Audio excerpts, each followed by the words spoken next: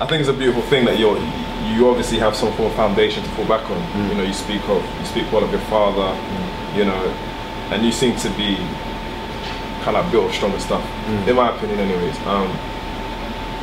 Moving forward now, you know, how do you see things potentially progressing for you? Because you're now almost starting a new journey. You know, you're back at one with yourself. You know, you're opening your mind to new experiences, new thought processes. How does this also affect your music then? Well, first I'll say I don't feel like I'm on a new journey.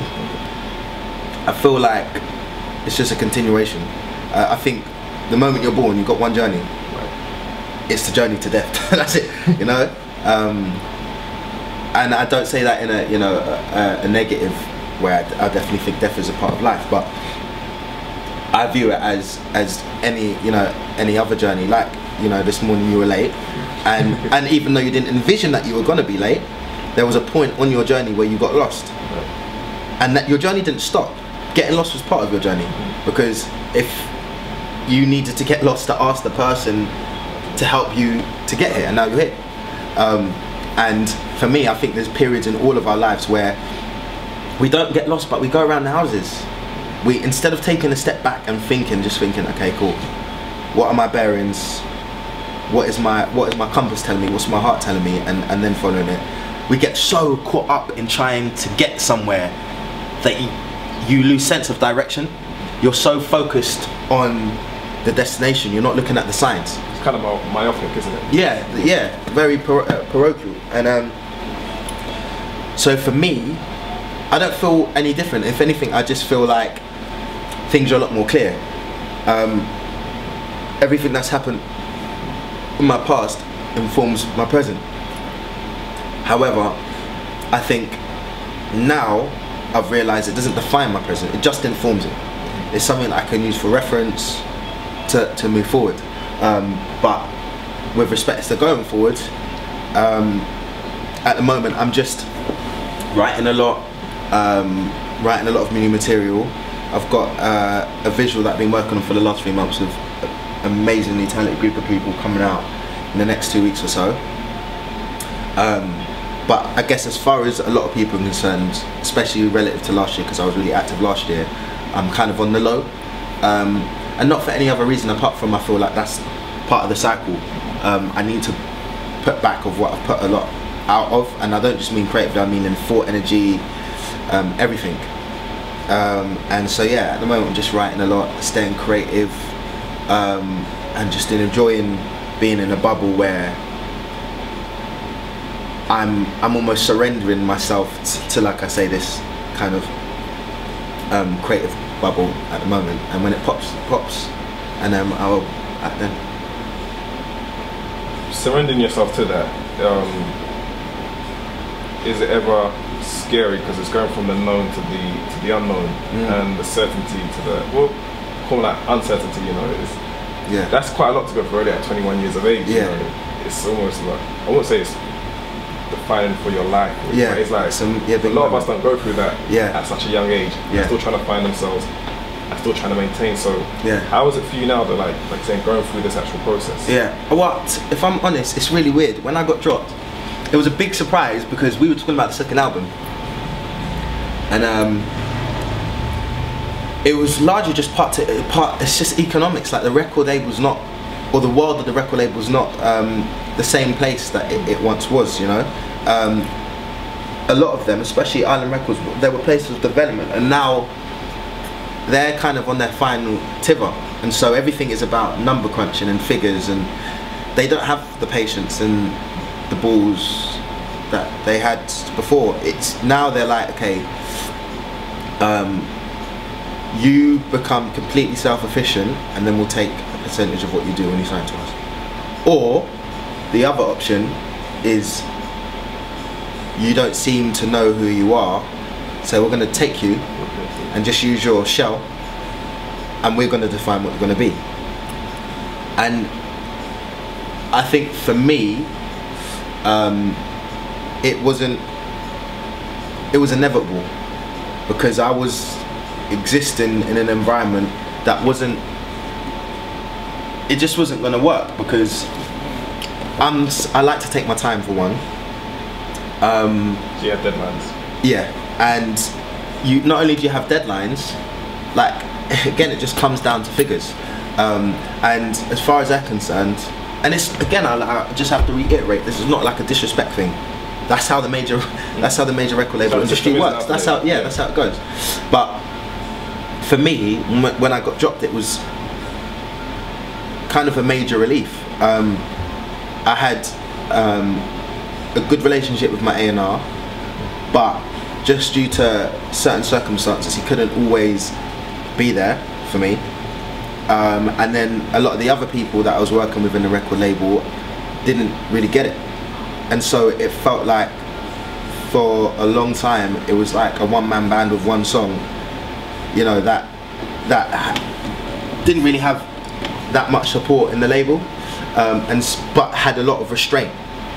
And so for me getting dropped, it didn't feel like I was any different in position. You know, I've always written my own songs, I've always had my own vision, I've always had an idea, and an idea that's becoming a lot more clear of where I want to go, what I want to, you know, admit.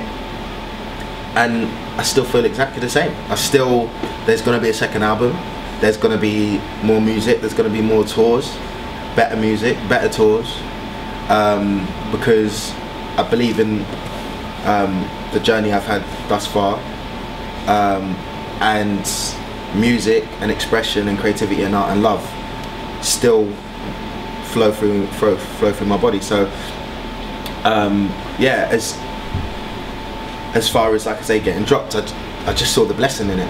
And I know people say that's easy to say because you got dropped, but it's not easy necessarily to stay strong in that situation, even economically, you know, to have that kind of support. And then now, those are the things that you and I speak of. Yeah. But like, you know, there was a point where the fact, what you said, a beautiful phrase. We were speaking last time. You said, was it time or money? You know, if you don't have the time, yeah, you're gonna get a cab. Yeah. If you have time, you're gonna walk. Yeah. Like that there. And I think that's the juxtaposition in the industry, is that they don't want to spend money, but they don't want to give you time. And for me, I'm like, cool, don't give me money. Money means nothing to me as far as creativity goes, because I think there's enough people out there that are passionate. You can get a group of creative people together, or even yourself. Like I said, I write my own songs, so it's not no big thing. I don't need money, but at least afford me time, because again, I can't put something out that I don't feel I've given 100% tender love and care to. I can't.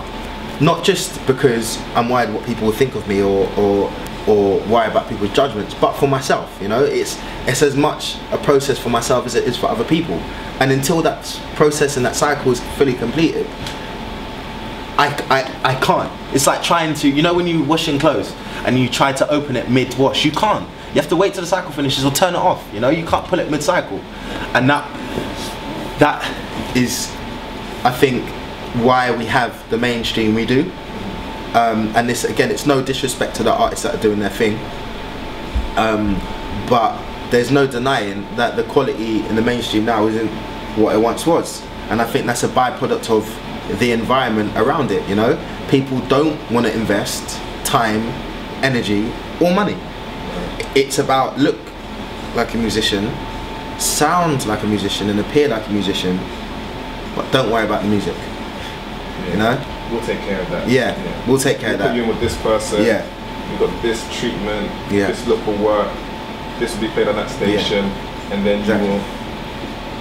It's interesting. But also as a person though, you know, like I've said it to you as well. Like you've inspired me. You know, just sitting down and talking to you, like away from, even though you're a part of the music, where does your inspirations and your foundations come from? Because I know your dad, you know, is heavily involved in that. Yeah. But for you, where would you attribute it to?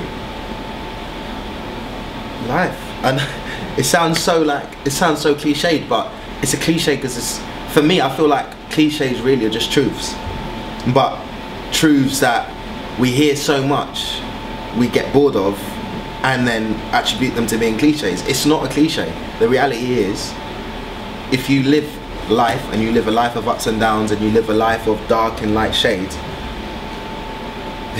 a byproduct that is going to be beautiful expression. You know, that's the way things go. You know, it's not a cliche that if you have sex you're going to have a child. It's not a cliche that if you breathe in you're going to breathe out. It's the truth. And for me, the same truth is, if you live real life, you're going to have real songs that connect to real people, you know, and it's just a cycle.